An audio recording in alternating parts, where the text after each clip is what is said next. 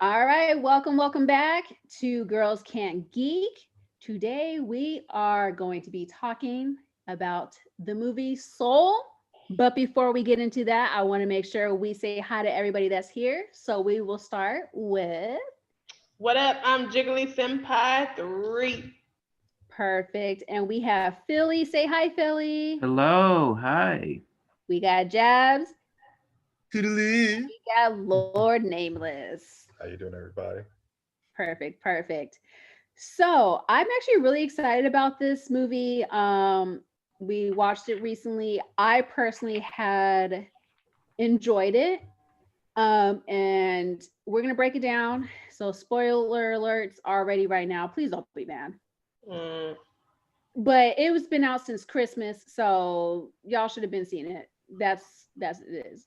So But if you care, you could go watch it and come back later. Who's over there? Who got over there? Jump it in from the top Oh, rope. I Like you heard never you seen it guys before. say you was talking about some soul. Okay. yeah. Can I join the party? Of course, we already know who you are, but if you want to introduce yourself for the one time, For our listeners that are brand new, I am Bunny Mike Game. You. Hey guys. Hey there. Hey. yay! Hi, Bunny. What up, Bunny? Hey Bun- Jig. Hey Jab. Hey Phil. Nameless. My baby Trini. We're here. So starting off, when I heard that this movie was being made and I was looking at the cast and everybody that's going to be in it, I was ecstatic because seeing the cast, just, you could type in Soul on Google, look at the cast, the variation of melanin in there is beautiful. I'm here for it. You know what I'm saying? Even in other movies, it's like two people, okay. We've just been accustomed to like one or two people. So seeing where I'm scrolling, I'm like, that is a lot of different people there. I'm here for it. Okay. But I did want to go ahead and say the movie was great. Overall, I'd probably give it an 8 out of 10. But just overall, just asking you guys, what would you give it? Um, gosh, I don't know. There's a lot of different aspects to think about. I'm not sure I can put a number to it, but I will say that I really loved, like you said, the way that they represented us. There were different shades, different colors, different noses, lips, cheekbones, the even down to the texture of the hair. Yes. And there were certain nuances in the writing that really made me feel like there were black people present and the other people who were in the room were actually listening and then doing what those black people said. Yes. Yes. You brought up something. When I was listening to it, because I was watching this at work, sorry, work, but when I was watching this at work, I was listening to the voices. I'm like, wow, this really sounds like my auntie, or this sounds like my grandma, or this is like my uncle. You know what I mean? It made me feel at home because I'm hearing very familiar voices that are normally in my community, and I loved it. Um, and you said different skin tones, hair, height, body shape. Not everybody was out here, blah blah. Not everybody was out this, or not everybody was this. So it was very interesting to see that, especially because Disney, how Disney is. Normally the Disney princess, really small, kind of got a little shape to them, but you got the whole princess going on. The big prince or whatever got, the big upper muscle, everything is already pre-drawn out for the past 20-30 years with Disney. Hmm. So seeing The mold. this was amazing. Yes, the mold. If you look at a lot of them, you can literally overlap them and it's the same. You're like, oh, that makes sense. But I did want to go ahead and get into, of course, the movie is called Soul. So for you guys, the meaning of life, the meaning of your soul, how did you perceive the movie compared to what you were already taught as what your soul is, what life is, if you believe in that. You know what I'm saying? So let's start, you know what, let's start with Philly. What is your take? Well, first of all, I love the movie. It's a beautiful message, beautiful life affirming message. All growing up throughout my childhood, I was always told, go to school, get good grades, get a good job, and that's it. And that that never really gelled me. So it's like, okay, so I'm supposed to work, work, spend the best years of my life working just to retire and hopefully die before my social security runs out. I mean, why can't I have fun now? Why can't I, do what I can now? And that's where Joe's mom, that aspect, because she wanted him to get the steady job and the benefit. And there's nothing wrong with jobs. I'm not putting down jobs. There's nothing wrong with an honest day's work for an honest day's wages, but that wasn't his passion. His passion was his music. And for me, I think that what the meaning of life is to become the best versions of ourselves and just find that spark, that thing that we're passionate about, that we can just put all of our being into. And Mhm. what was it? The lost souls, and the lost souls were the ones that had something that was like overthinking and the fear. That's what made them lost souls. But then you had the people who were passionate, but they were over passionate. Like, they made a joke like, "Oh, Tetris." So I think it's all about balance, finding that balance, but while still pursuing your dreams, your passion, things that makes you fulfilled, and just enjoying life, having fun on the journey. It doesn't have to be all serious and everything. I mean, have fun, Mhm. enjoy life. This is a beautiful, beautiful place here. Just have fun, enjoy, and just go for what you want. Right, right. And you actually brought up something with the lost souls. They're literally just like these really dark creatures roaming around, just mumbling to themselves. And what it is what they were so, like you said, passionate about, but they could not achieve that it consumed their life to where they just ramble. They literally lost that spark. They lost that part of their soul that was like, Live. keeping them in the positive, if that makes sense. And we see that, of course, every day, where I'm just going to use social media, for example, where people literally are like, if I do not get 1 million followers, my life is pointless. And you're like, no, it's not. Like, you clearly are alive for a reason. You have a purpose, but they put that so much focus on that one thing, or that they want everybody to like them, that it consumes them, and then it makes them not likable anymore. It makes not anybody want to be around them anymore. So you see it with the accountant. He's literally just like, I got to make that I got to make that sale, I got to make that buy, I got to get that stock, I got to, just over and over and over. Eventually he was able to wake up from that, and he's like, what am I doing with my life? And dipped. Like, it was the best decision for him. He's Yeah. like, He I'm was not like, going yo, back to just screw hunch this. over. I'm out. I'm out. Like, you could see how he was like, he literally woke up, which a lot of times happens for us. We wake up and we're like, what are we doing with our life? This is not, I don't want necessarily the 9 to 5 job. I don't want to necessarily just be living or just going day by day without living. Um, and with the movie Soul, it definitely opened up at least my eyes to a lot of it, because you already know it, but seeing it in such, I guess, a simpler form was needed. Um, so, Bunny, what do you think? How would you perceive your meaning of life or your soul or anything of that? Um, Great question. I'm so glad you guys are doing this episode. I had to jump in. But I wanted to piggyback on something that you had mentioned in terms of being able to show in a non-radical sense such a radical ideal, right? They were able to translate this nuance, these what's life really about, in a way that not just translated perfectly to us, right? Mm-hmm. Because we find that this is a radical topic that this film Jamie Foxx is in, along with Angela Bassett. Shouts to you because your voice was incredible.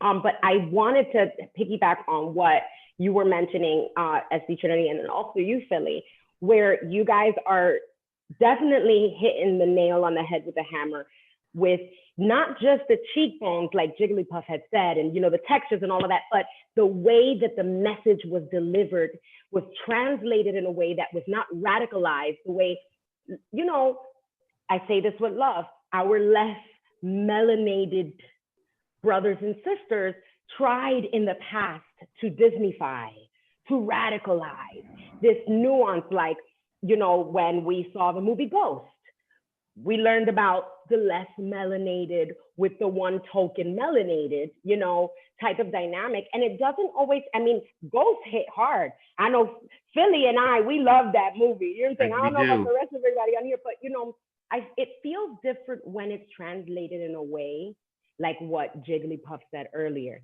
where we could tell the less melanated brothers and sisters in the room, and I say this with love, were listening. And they were able to put this together and hand it over to the masses during a very difficult year where things are getting taken the wrong way left and right. But the message, along with the way that we felt at home with the cheekbones and the nose diameters and all of these textures in the hair and the voices, right? Because my voice could sound like this 1 minute and then I will be highly articulate. But then sometimes, I cannot help it. I have an accent and, we hear all of that, but in the moments that there aren't sounds being picked up on this film, you hear this message that is homey. It's home-like to us. And it needs to be translated and articulated, this message, in a way that resonated with us, just like the texture and the nose diameters and all of that.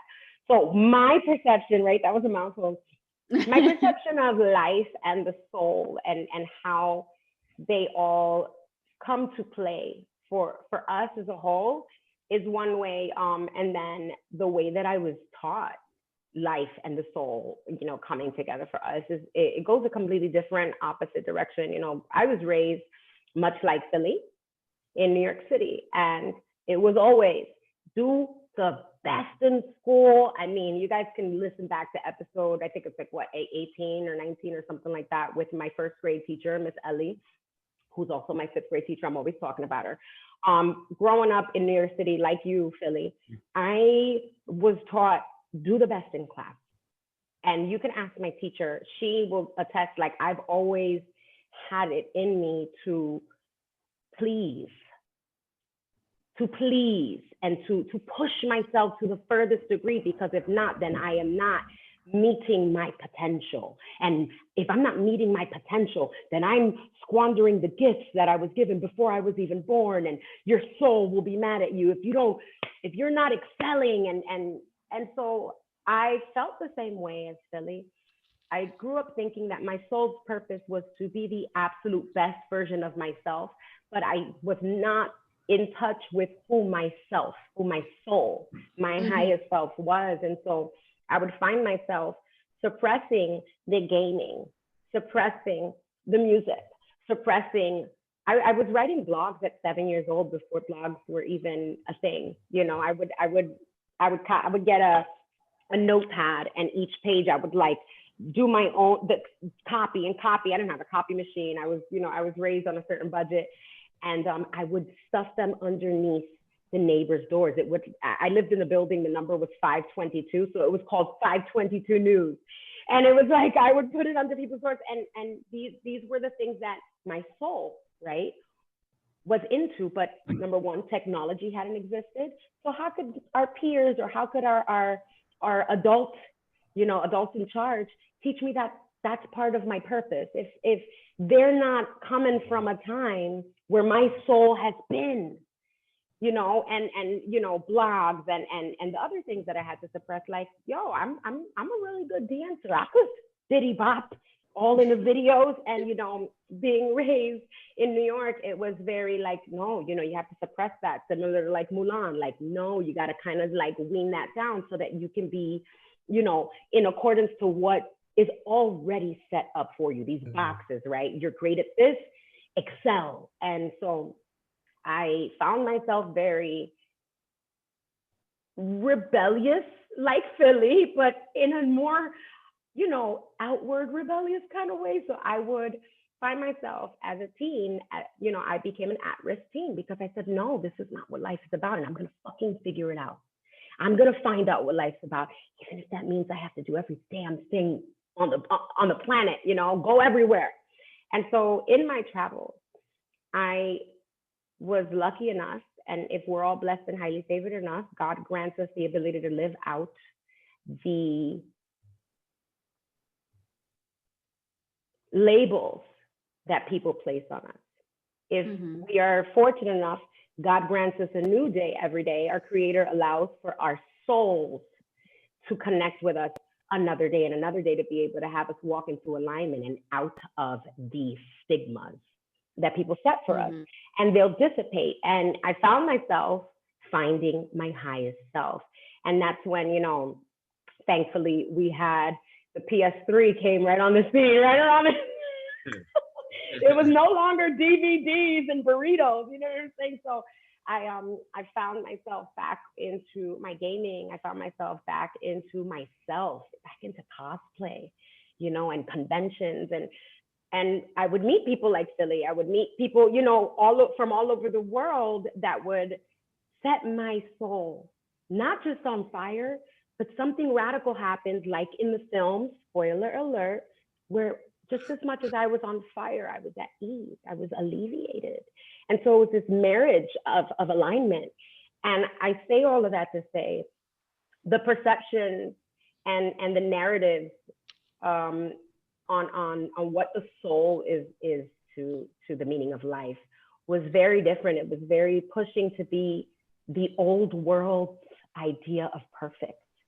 And now I find myself perceiving the soul's purpose in life to be fearless against those boxes that they place us in for perfection that does no longer serve a purpose at all, because they're you know, they're expired. Right. And you actually brought up something. You said Mulan, and my first instinct was Mulan, but my second was Elsa, where her dad literally said, conceal, don't feel, do not let it show. That was who she was. You know what I mean? He literally dimmed her life. And I understand, because, you know, what happened to sister, blah, you get it. But if they just sat there and actually figured out what she could do and harness that, it would have been a whole different thing. But Disney ain't gonna just let it just be a whole 10-minute and be like, oh, that's it? Oh, look. And then they lived happily ever after. That's just not how it works. So he really was like dimmed out her soul. And if you think about it, she really became her own lost soul in Frozen. She literally every day, conceal, don't feel, don't let it show. She literally was her own little dark little person, and was like, I'm not leaving this room. I don't want to hurt nobody. I don't want to do this. I can't control this. It is what it is. And it consumed her to the point where when she did break out, people were like, what are you doing? And then, we know how Frozen went. But I did see that a little bit in how the movie Soul was. The mom came from a really good spot in her heart where she's like, I just don't want you to end up struggling like how your dad did with music. I want you to have something stable if it doesn't work out, which any mom, me included, you would want the best for your kid. And she thought that's what was best, but in turn, it started to dim his light. And of course, he was a music teacher, and that was his outlet for the most part. It wasn't a permanent fix though, but it was his outlet at the moment of like, this will put my heart, my soul, my mind at ease for right now, because I'm still doing music. Somehow I'm going to get this big break.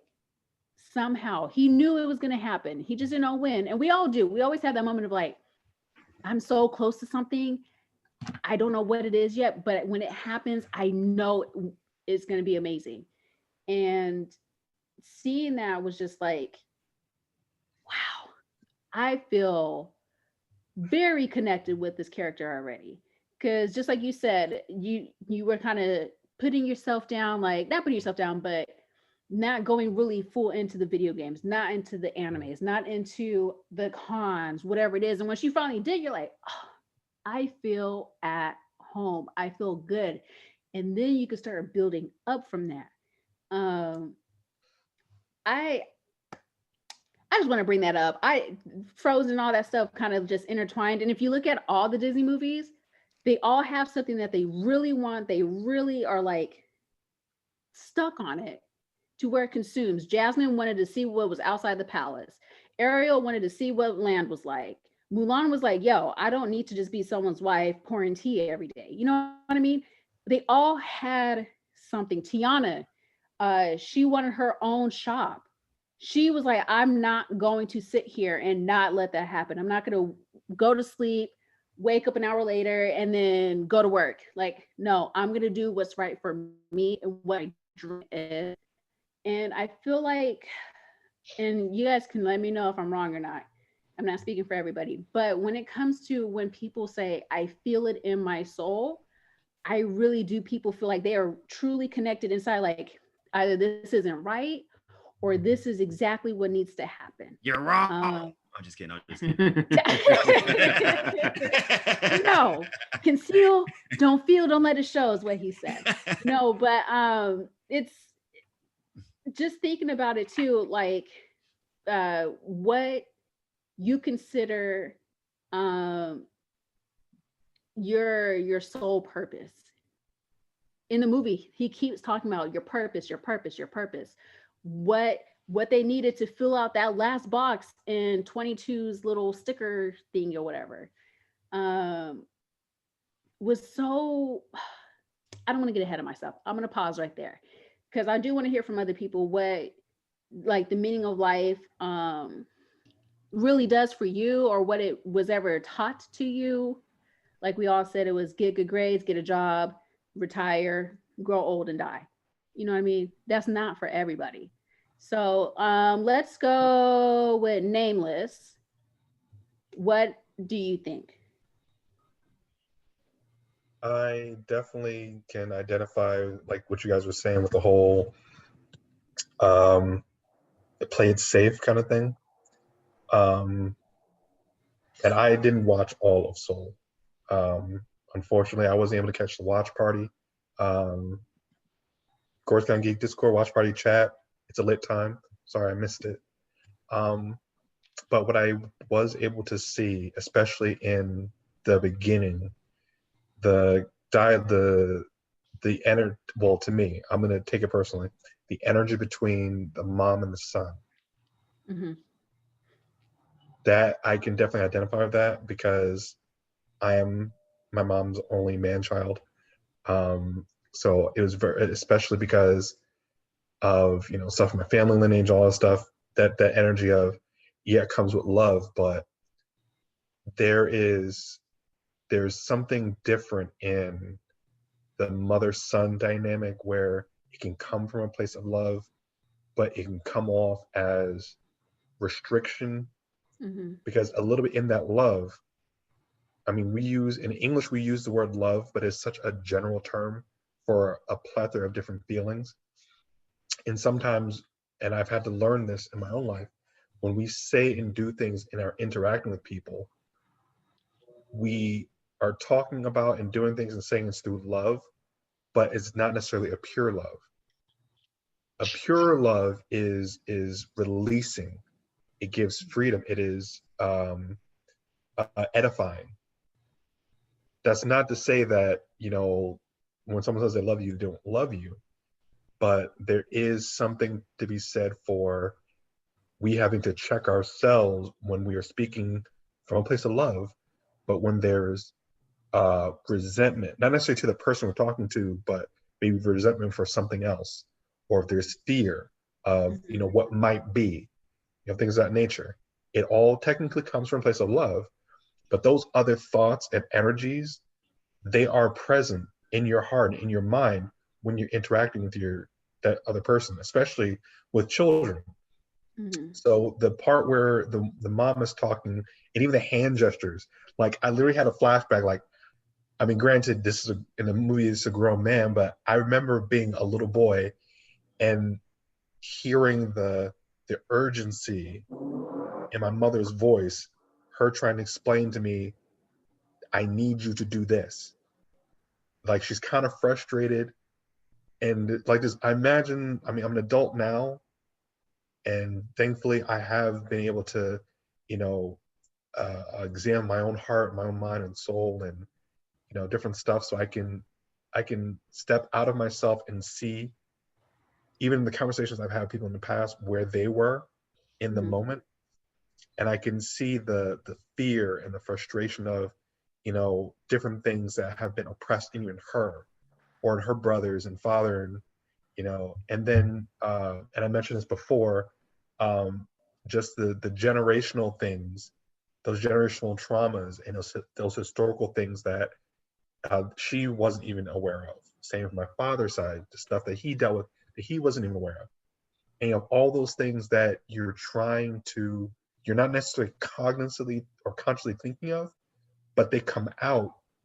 Almost think of it as a fountain. When you're speaking with someone, there's a river flowing from you, even more so from your heart. So the things in your mind and in your spirit, even if they're in the back of your mind, they're still in there, and that's flowing into whomever you're speaking to. So in that scene, I can see the hurt and the loss and the regret and all those different things in her life that she is unfortunately lovingly poisoning her own child with. And we can do that to people very easily. Yeah. And in terms of the meaning of life, I almost think of it as, that's why you get the quote unquote black sheep who, they feel the need to dart out. It's because there's a hunger and they're not being fed what they need. It's not even just, oh, I'm not being fed, oh, it's not the very temperature I like. It's not the necessary being picky. There is something that wants to come forth from them, and it needs to be fed, it needs to be fertilized, it needs to be nourished. And it either is going to come from a healthy place or an unhealthy place, but either way, it's got to come forth. I even I remember one thing I read in a psychological / metaphysical writing was, some people come to a place of enlightenment not just by prayer and meditation, but they have a breaking forth without even having to talk to someone, because the innermost self, that is their higher self, is in so much agony that it literally can't take it anymore, and it has no choice but to break forth. And there are two anime that I remember, and this is going to tie into my personal soul search. One is, and we talked about it before, I'm not sure we talked about here, but Tenchi Muyo. And one of the iterations of the Tenchi Yuno arcs, I think it was Tenchi Universe, it talks about, three deities that were sisters who wanted to know what was beyond what they were, even in their divinity. So they each chose different paths to try to find out what that thing is, because they knew that there had to be something above them, because they know they didn't create themselves. And it wound up being Tenchi, spoilers. And the way he broke forth is on a moment of extreme loss, pain, suffering, even up to the brink of death. His ultimate power, he is the most powerful being, more powerful than his grandfather, more powerful than his entire bloodline. Like, he had something inside him that dwarfed everything in existence. His whole life, it's been there, but he wasn't able to let that part of himself out until he, in his soulishness, had to release his actual soul. And I think we all have our own different ways of getting it, but I think for me, it's been my life journey that there's so many things I needed to release But because I didn't have a blueprint, and even I was blessed enough to bump into some people who could give me bits and pieces, the whole picture, I couldn't expect them to show me the way. As much as they love me, as much as they try to keep me close, it wasn't their assignment. I had to break out on my own. You literally just said something that is a very big part of this movie. With 22, she can't fill out this last box until she was able to do it on her own. They could show her, what it's like to live on Earth, jobs, food, X, Y, and Z. You know what I mean? They were showing all of them, all little numbers, what to expect. But she was not able to. She said thousands of years, you guys, thousands of years, she was not able to find it. If you watch the movie, she has a whole wall of all the little buddy stickers that she had. Nobody can help her but herself, if you really think about it. Yeah, Joe was there, they hung out, they did the whole traveling together, it was really cute, but she had to figure it out on her own. And until then, she was not going to fill out that sticker so she can actually be her own soul on Earth. So you saying that is pretty much what was in the movie too. Because they literally have little buildings that say, this is what you do, this is what to expect, this is who you are. Like you said, they were showing the kids, like, you're going to be timid, you are going to be outspoken, you are going to be obnoxious, X, Y, and Z, and laid it out for them. But then at that point, they had to figure it out on their own. She couldn't figure it out on her own just yet, because she knew it wasn't just, A, B, C, X, Y, Z to fill out what her little soul needed to complete that that task. And just going off of what's been said so far, we'll get to Jig and Jabs in a second, is how in the beginning, it literally, he's like, this is great, I got what I wanted already. Died instantly. Disney's really good at killing people off really fast. Okay. Yeah. I was impressed. Really fast. So impressed. Okay. I was They're like, consistent. The movie Soul, and you see the character, you see the poster. So you're like, all right, are you feeling good? Are you on an emotional high right now? Yeah. Like literally cut that short. They was like, nah. It was as fast as Finding Nemo's mom, okay, and all his siblings. They was like, Barracuda came, ate them, that was it. You're like, oh damn, already? Like, oh, okay. But it never hurt like Up hurt. Like it was a quick too, and you didn't even. And for me personally, I didn't even have time to react. That he died. Like, oh snap. The place I was on the high, he wasn't looking where he was going. I'm like, dude, I know you're happy, I know you got the gig, but keep, look at what you're doing. Honestly, I thought he was gonna get hit by a car. That's what my mindset was already, because it's New York, taxis, everybody go. You know what I mean? I thought it was that, not a whole pothole, just. But it happens. People, people like walk into the elevator and there's no elevator there, and they fall and you're not paying attention. But I say that because it happens so fast, and you hear a lot of stories around the world where people literally, like, their heart stop, their brain stop, whatever it is, and then they come back to life and they're like, I saw a white light, or I saw something, depending on however they explain it, but most of it's like, I saw this bright white light, I didn't want to go towards it just yet, and I came back. Literally, that's what Joe did. He was so like, no, I'm not, this isn't it, I'm not dying right now, I will find a way back to my body, which, spoiler alert, he does.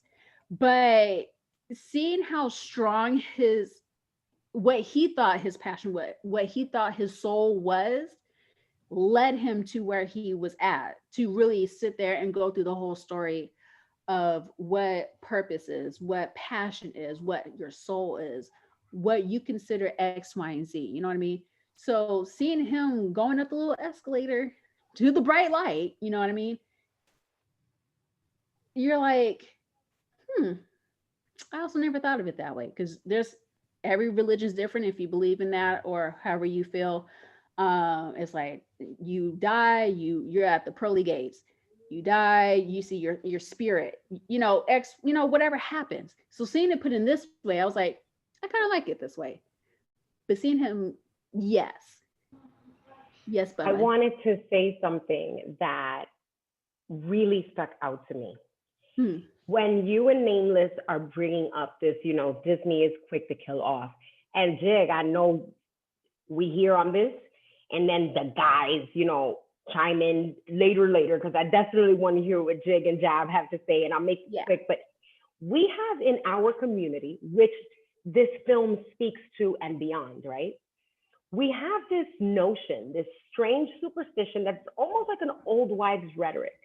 And I'm about to blow your mind on how this film is the first film that Disney touches on something that is so innately plugged into us in our community.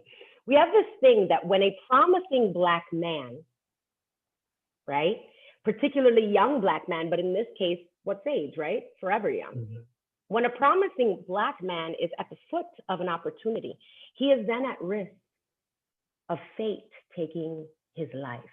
This is the reason why you see a lot of these kids that are about to go to college on an athletic scholarship.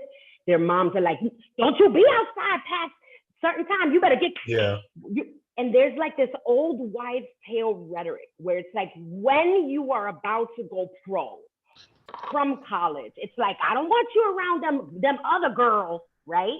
Or I don't want you rolling with the wrong clique because we not about to bury you before, you know what I'm saying? And so you turn that on to me. Yeah, Jig, but I just want to say, like, that turned my shit on. It's hard enough for us to get to the door of the opportunity. We not about to let nothing happen for you to not walk through that bitch. Mm-hmm. We don't always just get doors. Yeah. That's what it is. Nigga, you at the door, sit your motherfucking ass right there. Don't you look left and right. You wait for that motherfucker to open and walk through that shit. Don't open the door for nobody until I come home and you see it's me opening that door, then you can go through it. That I'm 100% there with that. I'm 100, just like his mom though. His mom was literally doing the same thing. Yeah. Now it was not with his jazz career. It was with his life, full-time teacher career. She's like, do not let this go. You finally got this. You know what I mean? Do not let medical, your pay, Social Security, pension, all that. Do not let that. She was literally on him, sit his ass down, take this job, and you better not do nothing else outside of that because you're going to jeopardize that. So, Bunny, you saying that is extremely, extremely important to be brought up because when you're watching it, you're like, yeah, okay. You go, damn, that is really what happens. All the time. Anybody else would be like, Boys in the Hood. Everything. Somebody gets close and then something happens every time. Never fails. So let's go Jiggly and then we'll go to Jabs. What are your takes on, meaning of life? How did you perceive life or like your soul? What do you got? So I'm going to start with what my upbringing of soul. I was raised in two different religions, Islam and Christianity. Mm-hmm. So there was some really passionate ideas about what to do with your soul and about how to take care of your soul, and some very, very strict governing and some boxes that you must stay in, some boxes that you must check off, and some boxes you must never touch. And so with that, I was also raised, that's what she said. There's also couple that with a mother who was very encouraging of me to be my own spirit and to be myself and to still follow, these confines over here of religion, of the both of them that were present in the home. But to still be yourself, to still have your own agency, to not repress who you are, right? I got to be, you know, whatever kind of tree flower I wanted to be on the day I wanted to be it. But as I moved through life, I got into a relationship, and a relationship that told me to stop being a tree flower and to start being, you know, this other kind of thorny, whatever the fuck flower this is. Like, and I felt myself repressed, and I felt that inner me, that core of myself. I lost it. I became a lost soul. And it took someone who knew me very well to look at me one day and say, who the fuck are you? And I was like, damn, I don't know. I don't know who this is. You're right. I don't know who this is. And so I had to spend a lot of time undoing and unbraiding, and then deciding to connect with that inner me again, whoever that was at this age, because there's a lot of time in between these things. And then to decide to be that in any form. Like, however I decide, if I want to be a tree wallflower today, if I want to be a sunflower tomorrow, if I decide that I am a motherfucking bumblebee, a meat popsicle, I don't care. This is who I feel I have a like. meat popsicle. Shout out to the Fifth Element. Fifth Element. Lilo Dallas Multipass. If I decide that's what I want to be today, that is what I want to be today, because that's who I am. And and there's nothing better than being who you are when you feel like it. You know, I had to learn not to repress me ever again. That being said, I think that my purpose in life is to be myself, and to use my gifts and talents to make sure that I enact the full potential of who I am. And, you know, whatever that is, day by day, is what that is. Sometimes we get lost in trying to make our purpose monetary. Our purpose is usually not monetary. Your purpose might be able to bring you, you know, some monetary things. You might be able to turn it into money. You might be able to fold it into a business. But I think really your purpose is the thing that you do that you can't not do. And a lot of that is really at the core of yourself and the core of who you are. You know, it doesn't matter what job you're doing, what you decide to pour your life into. Your purpose, I don't think, is those things. I think your purpose is who you are while you're doing those things, because your purpose is going to spark someone else.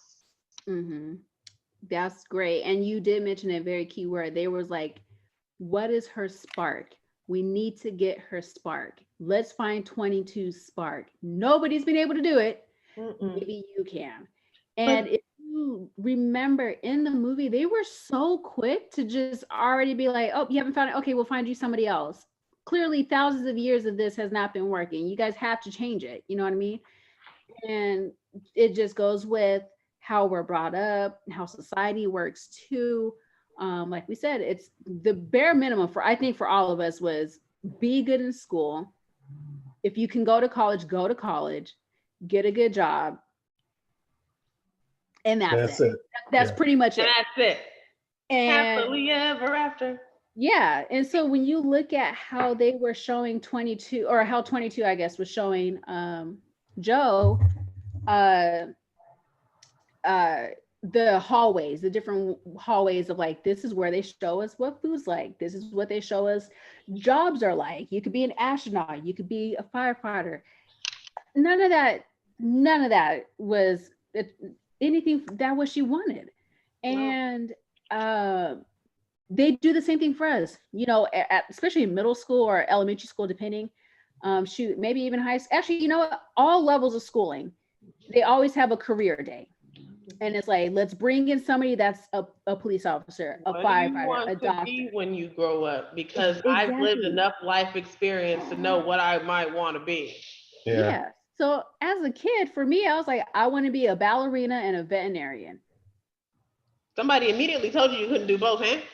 Yeah, I was told I can't do both. I have to pick one. And then of course it was like, you are better at doing this. And I'm like, but am I though? So somebody was already trying to drive me to something that I was not anywhere near what I wanted to be, just like 22 was. It's like, oh yeah, do you like fire? And they showed her being a firefighter. She's like, yeah, pyro, you know, and they're like, no, this ain't it. You know what I mean? No. Like she found it fun, but that definitely wasn't her spark. Oh, Joe's like, let's do music. And it's like, she's like, nah, I'm not into Well, music. you know, they defined what the spark was, and I think that was like such a beautiful thing that they did, because again, it comes back to like the thing that you do isn't your purpose. Your spark is the thing that makes you want to live. It's the thing that makes you want to continue going in life. Like it's the thing that makes you want to get up and do the job or do the 9 to 5 or whatever. What is your reason for living? Why do you want to live?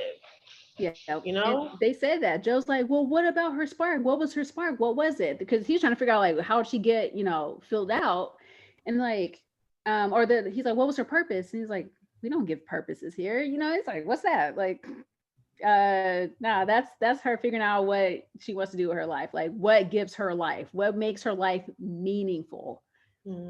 That's what it is. And when they were saying that, I was like, dang, okay. Because we a lot of times we will get purpose and spark and soul and meaning of life all jumbled up, thinking it might be the same thing, but they're completely different things. So let me see, Jabs, how did you perceive, you know, life, soul, meaning, so on and so forth? And you guys actually make my job so much easier, because you guys have given everything. You guys have pretty much given everything. So just to, at this point, I'll sum it up, which is, we're told in life to survive, and that is the meaning of life, is simply to survive. That's it. My purpose, or at least how I feel the purpose of life is to fulfill my purpose and to bring value or to add value to this world before I leave. So to create a legacy, a positive legacy of some sort, I think is the meaning and the purpose of life. I will say this, and it may be somewhat controversial, but even a killer or something like that could have a purpose. And killing, and it is a very negative thing, very bad thing that I do not co-sign whatsoever. But in that killing, you can bring that killing, the act of that person fulfilling their purpose, which is to be evil, then someone else could positively be infected or affected, and then in turn save lives. That kind of offsets that evil that's been done. You know what I'm saying? Universe needs a God instruction.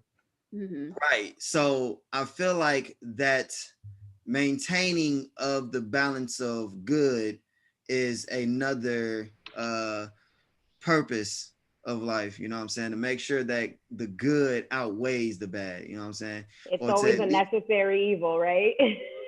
Right. Necessary, you know what I'm saying? But you know, it's there. It exists. Evil exists, just like good exists. They are here. You know, that is what is. So we can talk about all of the rest, but that is what is, right? Balance, yeah.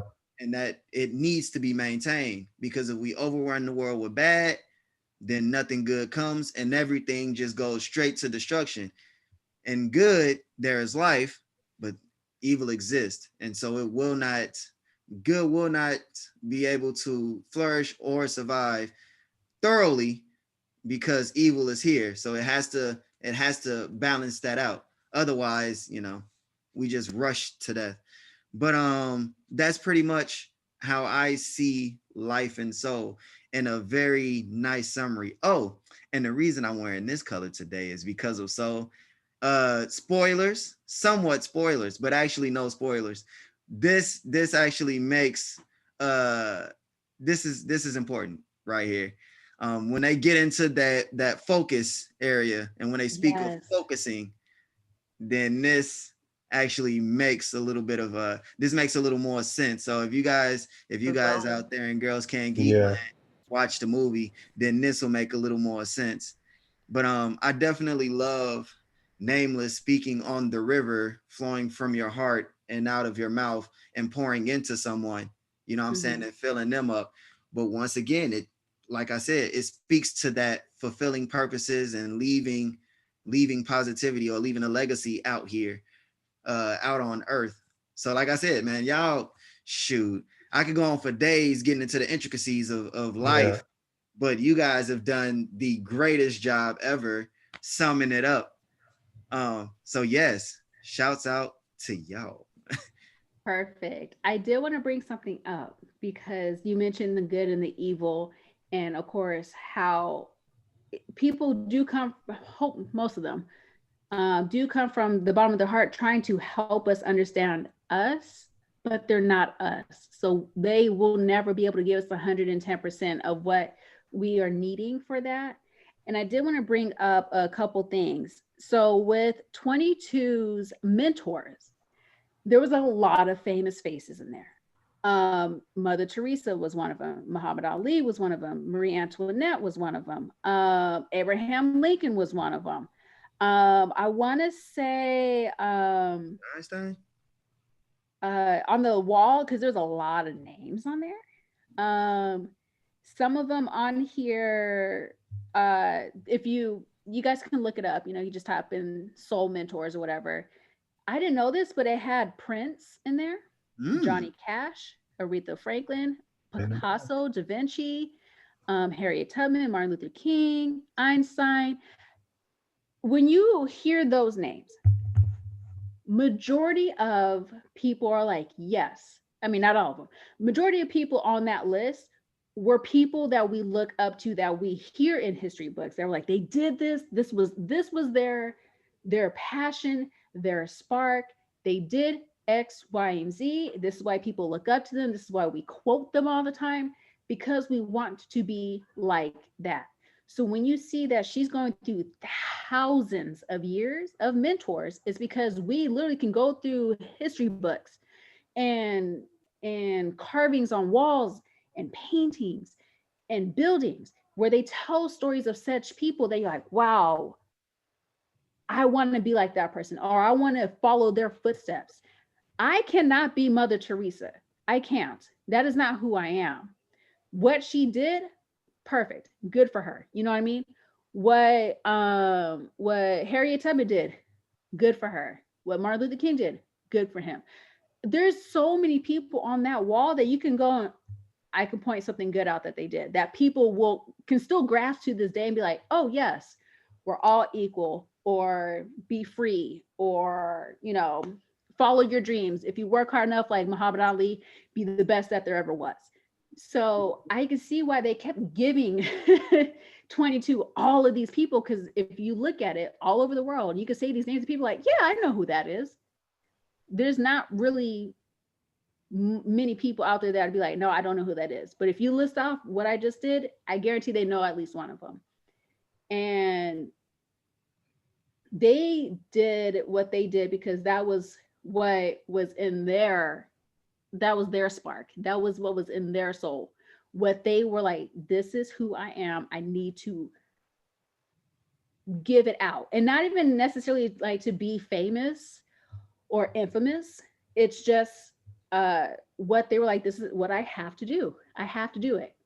And it worked out in such a way. So just like you said, not everybody is going to be good. You know what I mean? But they have a purpose. They have a reason for doing what needed to be done, for something else to happen later down the line that would end up being good or positive for somebody.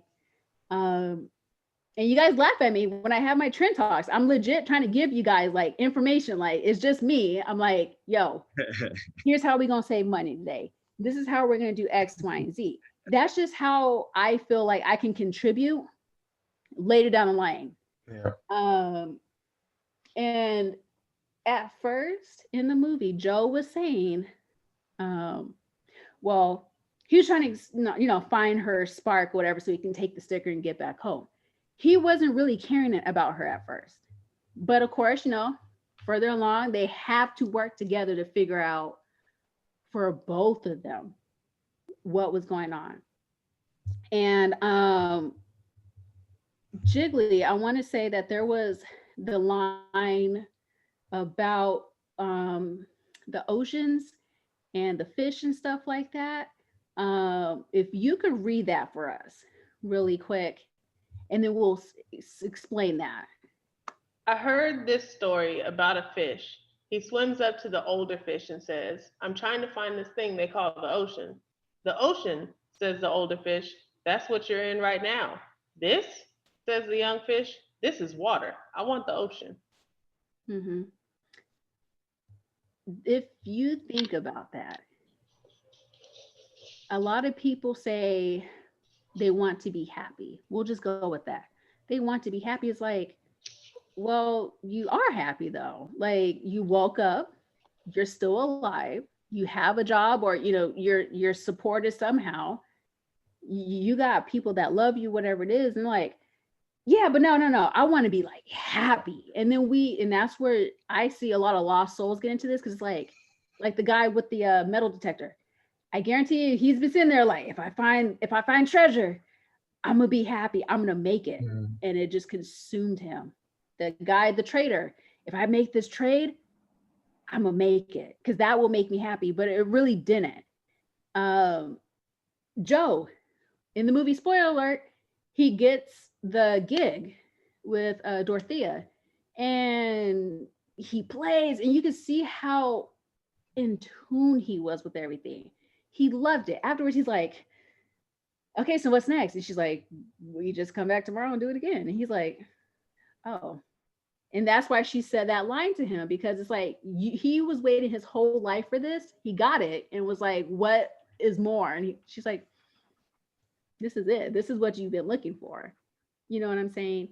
And I see a lot of us doing that, where we're like, we get to that finishing point. You're like, is this it? And it's like, yeah, that's it. And you're like, oh, so now I wasted all that time, all those years, putting all of my soul into something, realizing that's not what it really was about. It was not about him performing with her.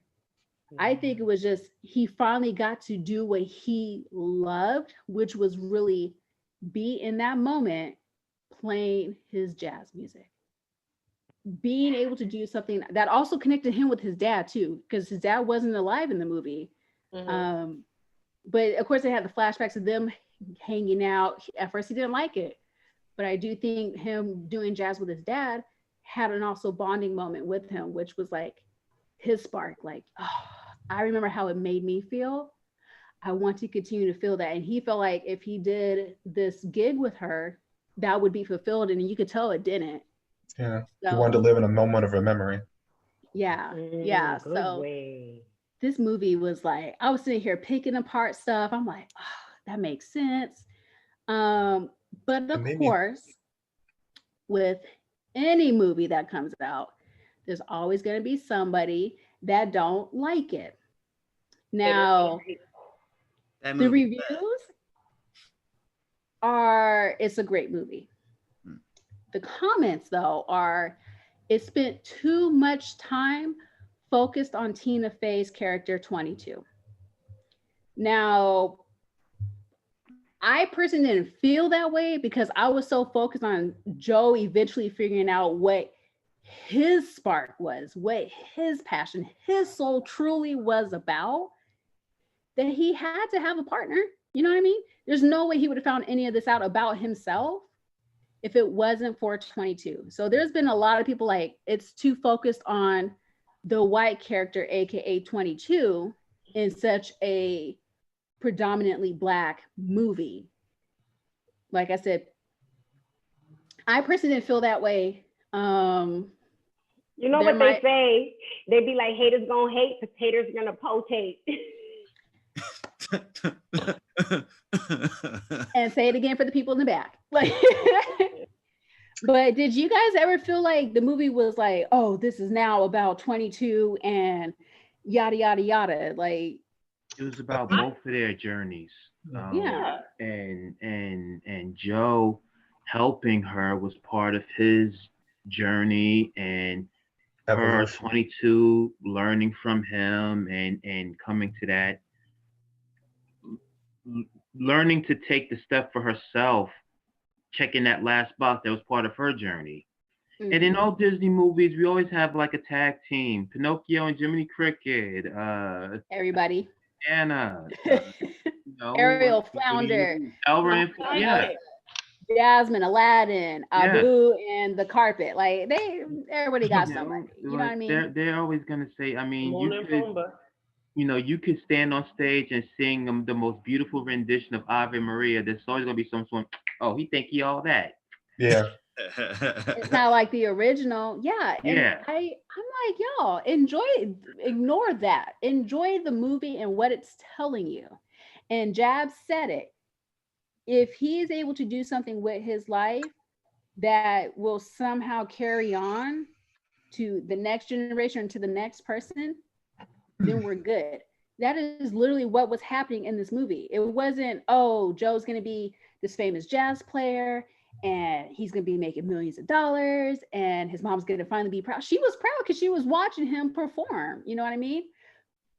And hearing that comment was very, very common, by the way. Hearing that comment was so unnecessary to me. Like, I think you're just trying to find something negative about this. That's how I feel about it. Like, that was your critique? That Yeah. one of the, like, she was one of the two main characters in the story. Like, how do you not spend time on, like, one of the main characters? Yeah. Some people don't like plot devices either. Like, that's a similar argument because some of the biggest box office movies always have the MacGuffins or unobtainium, or I mean, there's something that's used to help move the story along. Mm-hmm. And some people get so wrapped up in their own immediate gratification that they don't want to go through the process. All films, all stories, there is a process to it. There's an end thing that they want to get to at the end. And some people don't like that. They want everything right now. They want, like I said, that immediate gratification. So using one character to help pull the story along, if you are so hyper focused on what you want and what fulfillment you were looking for from it, I can understand why that would get under your skin. I almost think it's the same thing why, clams make pearls, because they're agitated by one small little thing and they hyper focus on it until they feel more comfortable. That, to me, that's exactly what this person was doing. There's one tiny little thing that wasn't like the rest of it, and it got to them. They couldn't let it be because they don't understand how stories work. Yeah, that's another thing that actually I wanted to talk about. So another one of the comments that I remember us talking about before was that everybody was complaining about the black character being made white or whatever, because when he turned into a ghost, all the ghosts were the same color, and it was like a bluish type color. And they so had people complaining. Purple hair, purple eyebrows. They had purple little swirls for hair. Outline was purplish, orange. Like, y'all digging real deep. Okay. You really, really want something negative to say about this, and it does not make sense. They were not out here like Casper the Friendly Ghost. Okay. And here's the thing, they all looked the same. The same. And that was supposed to represent the soul. Now, it's supposed to look the same. My question is, because if you, not saying everybody's soul is the same, but if you really were to take someone's soul out of their body, who's to say it doesn't look exactly the same like yours? And they have, I don't know what they're called, and somebody please help me out, when they can take a picture of your aura, and you know how your aura is different colors and stuff like that. Same thing. But it's not going to sit here and you're not going to be like, oh, well, we both got red and you got red. Like, no, don't. Stop it. Red souls matter. Yeah, no, stop. Okay. I think the concept of unity fundamentally hurts people. I hate it. And it gets what we were saying earlier. There's all the stuff that we were taught it's based on society, this society. Instead of each individual soul being edified and being grown to create society, there's already a preset template, and it's okay, we need to plug and play and fit everything into this. And it's that same thing. Real unity and oneness, it doesn't have restrictions, it doesn't have a specific form, which means if you're not on the level to really appreciate it and move with it, it makes you feel out of the box, and it makes you stand out. So because the majority of people, they don't want to stand out, they'd rather have a structure. It's like the Matrix. There are some people who know that it's fake, that know that it's toxic, and it's literally sucking life out of you. Because it's safe and it's structured and it's easily quantifiable, they'd rather be in that than be in something that is without form. Because in that thing, there's so much unknown. And the unknown brings fear. And of course, fear, hatred leads to the dark side. I already knew where you're going, Jab. I saw your eyes going. And on top of that, once I read those comments, I was like, so if they removed Tina as the voice of 22 and put, I don't know, Beyonce, then it wouldn't be a problem. It would be Beyonce's movie. It wouldn't be Soul no more. Because that's what I said. That's not gonna like it. I'm just saying Beyonce is just, but I'm just saying, like, if they replaced her with another Black voice actor, would you still have an issue with it? Probably not. But here's the thing. They never show when she's going, spoiler alert, when she's going to Earth, because she has her stick and she's finally accepting, like, I'm ready to be on Earth now. They don't show who she goes in, you guys. She could have went into a little Black kid, little Mexican kid, little Indian kid. It didn't even matter. She was going somewhere, okay? Nothing about color. She's literally a blue, purple, orange hue floating around. Yes, Jiggly. Oh, I think maybe I'm wrong. They may have attempted to address that the same way they addressed the Iron Man switch with what's his name? Terrence Howard? Yeah. The same way they addressed that switch, they were just like, here we are, we're doing it. I think they kind of did it because he asked her, Joe asked 22, why do you sound like that? And she was like, well, this is all made up in your mind. I could sound like this. I could sound like this. I could even sound like you. Call the ambulance. You know what I mean? That was just a voice because it was a voice. Right. Because this character needed audio, not because we are paying attention to what the voice actor looks like, right? Yep. I feel like they kind of did that. They kind of said, hey, this is just a voice. That leads me into it begs the question, right? We have that meme. Thank you to the meme queen, SD Trinity. Hey. Stop telling little brown and Black boys and girls you sound that when they are articulating, they are trying to sound white. Because who's the fuck to say that Tina Fey and her voice and her isms are white? Because they're not. That's what they want you to believe, Plug and play. I love this. God, you guys are geniuses. They want everything some people would prefer the entire world to be bite-sized. Everything can be, when one thing is removed, okay, insert something else. But that devalues all of us. Every one of us on the panel, every one of you who are watching this, there's something so intangible about you that it can't be summed up. So you're always going to stick out in a system based on, there was something I read a long time ago, that the fundamental flaw in humanity as it stands right now is that, it was Lucy talked about it. It was the illusion of the number one. Because man needs something simple and base level, on the animalistic side, it created one. And then one was the basis of everything else, because 1 and 1 is 2, and then so on and so forth. But because that doesn't matter. That's not the measure of a soul. That's not a measure of what any one of us can actually produce. Not even talking about the fact that we can produce other life, even put it aside, just the ideas, the way we can give a touch, the way our presence can console someone, the way our words can inspire someone. You can't quantify that with a one or a two or a one or a zero or any of that. But because you can't quantify it, that means you can't sum it up. So you can't say, oh, well, you're 1101111, so I'm going to give you this level of respect. Because if we were all treating each other as the empowerful, the empowered people that we really are, then you'd have to respect everyone equally.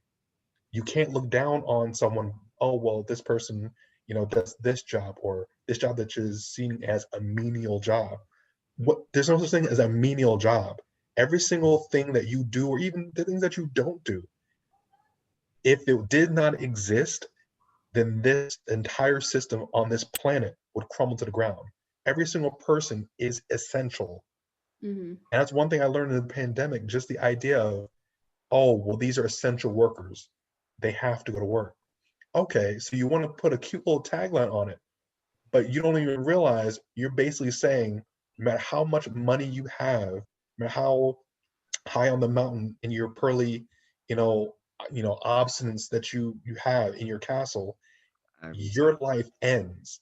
Your safety, your comfort, all that ends if these people who don't have the things that you're afforded, that definitely don't get paid what you do, or the access to things you do, if this person did not exist, then your life would cease to be. We are all essential, but they just want to act like we're essential on their terms. Preach, No, brother we're Name. all essential 24/7. Preach, brother Nameless. I'm crying. Come on, brother Nameless. Preach. Now, now I'm gonna make it real simple for the people out there, because you said essential. We are all essential for everybody. If you look at the movie Soul, everybody is essential to everybody in this movie. He rips his pants, his mom is there to fix it. And his, workshop aunties is what we'll call them, you know what I mean? They were there from when he was little all the way up till now, you know what I mean? They were there. He was there for that little girl. I really wish I remembered her name, but the one that Connie. was really into the trombone, like she Connie. was like Connie. getting it, okay? He was there for her, which in turn, she was there for 22, because 22 is like, you don't want to go to school? Okay, fine. You don't like music? Okay, fine, then quit. And it's like, whoa, hold on. That's what I want to hear, but that's not what I know I want to hear. Let me play this little piece for you real quick. And it's like, okay, you know what? You're right.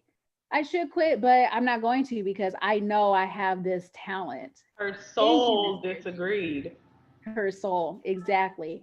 And then with the barbershop. Oh, the barbershop scene, you guys. I loved every moment of it, because it really did, as a Disney version now, because we know how barbershops are, but in Disney version, it really did explain what a barbershop is, especially to a Black man. Okay, you go in there, you sit there, you chit chatting with the homie who's cutting your hair, the people sitting down waiting to get cut. There's always that one barber that nobody wants to go to because he probably messed up your hair. Okay, and there's always the one hater that come in just to be talking mess and then leaves. Okay, but she, as 22, got to experience, I guess, a day in the life of a Black man in New York, which I thought was really neat, without making it all like weird, jokey, like, oh, Black man, you know what I mean? Like, if I don't know if I'm explaining it the right way, but That It didn't clean it up. I like that. It wasn't Harry on the stereotypes. Exact. Thank you. Stereotypes. I don't know why I forgot that, but he was cutting the hair, and she's just like, "Hey, can I get a lollipop?" They're like, "Okay, sure, yeah, here you go." She's like, "This is nice. Okay, cool. Cut my hair." Then start talking it up with the guy. He's like, "I wanted to be a veterinarian, but then he had a daughter, and he needed money. He went to the military. He's cutting hair now." Like, that's how life can change. That wasn't his passion of necessarily being a barber, because he really thought, like I said, I want to be a vet too. It didn't happen though. But now I'm doing other things which are helping people. He was also there to help 22 find her spark. And she's like, like, well, why are you here? I guess you don't want to be a barber. Like, you might as well quit. You know what I mean? Yeah, 'Cause everybody was needed. You're right. Everybody was everybody. needed.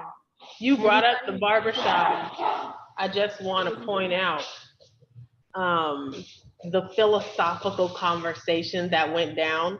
Like 22, she was spilling the beans and didn't mean to spill the beans, but something that happens in those black spaces is just that Yep. philosophical conversation where everybody just goes into the abstract and people are just like, yes, tell me about it. Let me Hmm. tell you about it. Everybody was like, they just came together. And I thought that that was one of those really like true elements that kind of calls back to us and how it is when we just like, sitting around politicking. Hmm. I thought it was Yeah. cool too that they it was a shakeup of, I think the main character's name is James or Joe. Joe. Joe. Joe. I'm tripping. So it was a shakeup of Joe's life. 22 being in Joe's body made Joe act differently, which in turn showed Joe another side of his own life. So Hmm. he actually talked to the barber about his life and was able to learn more about the barber because he cared. Yeah. 22 cared. And so he learned from 22 to start caring about people. All he was talking about is jazz. He was Yep. honestly, I feel like Joe was going to become lost because He his was. life was so consumed. He was lost. So yeah, life was so consumed in jazz and that desire to be famous or whatever that he just lived his life bland. He didn't have no real purpose. It was just that he talked to everybody about jazz. He taught jazz. His goal was just to be a jazz musician. That was it. Yep. 22 came in and was like, man, hey, so, why are you here? Opened up a whole nother aspect of life, a whole nother perspective that Joe was like, man, I never knew that about this guy. She was like, Hmm. well, because you never asked. It was like, Yeah. why didn't you ever tell me that? Because you Yeah. never freaking asked.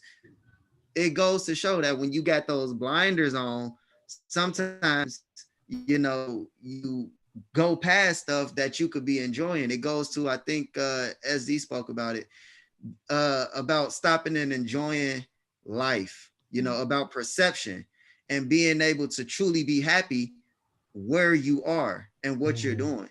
You know what I'm saying? Instead of constantly seeking the abstract, the next goal or the Yeah. next big thing, Hmm.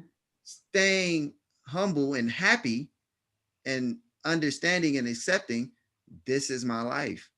Seeing all of the wonderful things that are going on right where you are at this part, enjoying the journey instead of seeking the destination.